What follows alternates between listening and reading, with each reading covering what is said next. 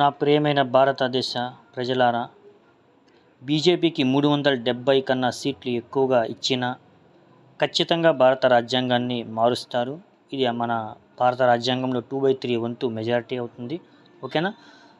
అయితే ప్రధానంగా దీని ద్వారా వచ్చేసి టెక్నాలజీ పేరుతో 100 సంవత్సరాలు వెనక్కి అయితే నెట్టేస్తారు. ఖచ్చితంగా పెద్ద కులాల వారు దోపిడీ మొదలుపెట్టేస్తారు. ప్రతి ఒక్కరిని మరియు ఎవరైతే నిమ్న కులాలుగా పరిగణించబడుతున్నారో వాళ్ళంతా ఖచ్చితంగా మళ్ళీ వెట్టి చాకిరీకి అయితే వచ్చేస్తారు.